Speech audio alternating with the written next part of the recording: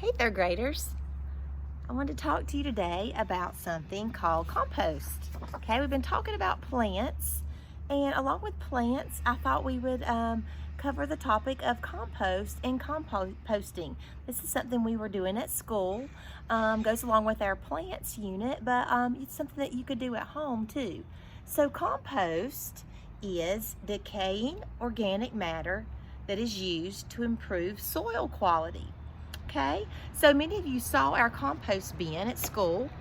It's nice. We purchased that with some extra money that we had so we could work on our school garden. But you don't have to have anything fancy like this.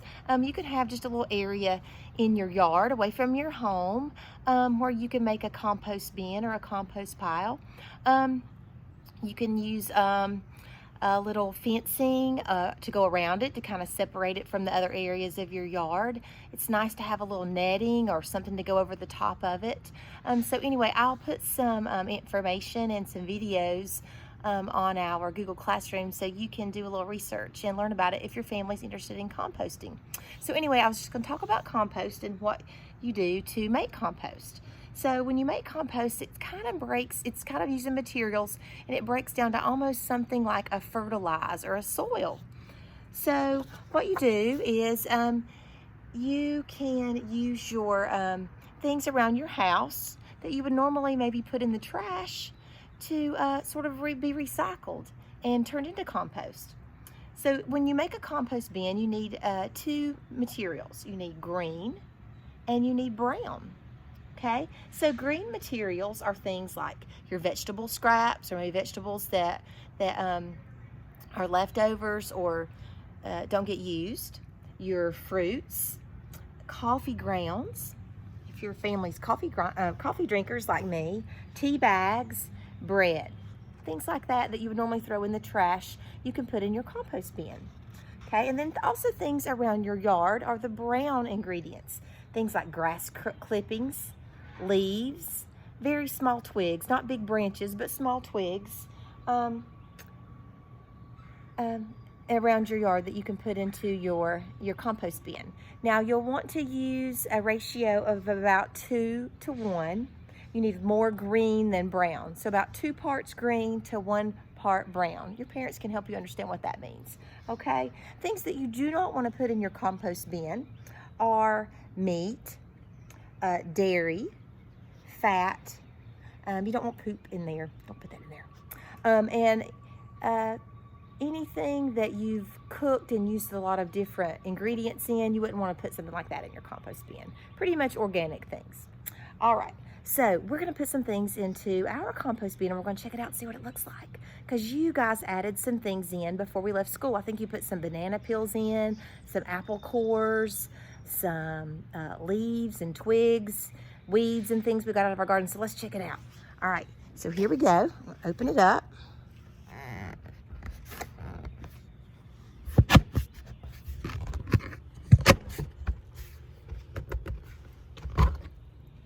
All right, so there we go. So there's a peek inside our compost bin. You can see some rotting leaves. I see some rotting things in there, and it's probably a lot of little worms, little decomposers in there. When we turn it, we'll see what we can find. Okay, so let's add some of those things in there that I was just telling you that are great for your compost bin, just as a reminder. Okay, all right, so let's add those in there. So here are some leaves, very small twigs. Remember, grass clippings. That's our brown ingredients. So those are great. Those break down, but they take longer to break down than the green. So that's why you want more green than brown. So some green things that I brought to add into our compost that you probably will have at your home that you could put in your compost bin instead of the trash. I have some celery that didn't get eaten. The top of our pineapple. We did eat all the pineapple. It was delicious except for the core. But there's the top of the pineapple. And something else I didn't mention, eggshells. Eggshells are good to go into the compost bin, not the egg, but the eggshell. All right, so after you get some things into your compost bin and you get it started, you're gonna want to stir it. This one is one that will turn. It's a bin. So I'm gonna turn it, I'm gonna try to video it. It's hard to hold it and turn it, so I'll try and see. And we'll turn it around, kind of stir it up so it will decay a little quicker. All right, so here we go.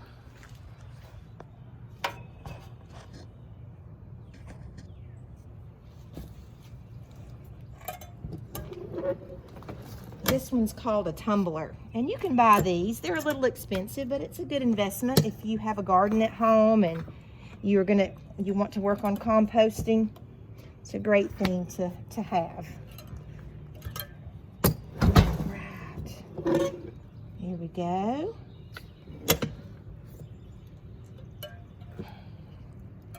Keeps getting hung. There we go. And you guys would have fun doing this. Maybe if we get to come back to school in this end of the school year, we'll have some great compost to work with in our garden. All right. Try to give it one more spin. Oops.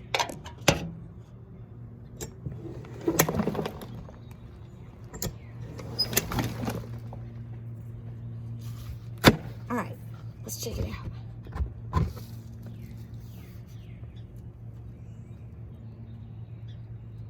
Oh, I see some things moving in there. That means we have some little decomposers in there working on making our... So it's not ready. And I didn't give you all the information about when it's ready, but you'll kind of know when it's ready. It'll start to look like soil. And then after it depends on what you put in it and how big a pile you have, on how long it takes to turn into compost. But it takes several months usually. But we would have this compost ready during gardening season, so we could put some on our plants that we have around the school. And what I'll do is I'll do another video in a couple weeks. I'll try to add to it and we'll check it out and see what it looks like. All right, so remember, composting, a great way to lessen your carbon footprint, do something good for the environment and for your garden if you start a garden, okay? So I encourage you to compost. I'll put some other information on our site if you and your family are interested in doing that. It's very simple, just gotta get started, okay? All right, I'll show you guys the compost again in a few weeks, and I hope you have a good day.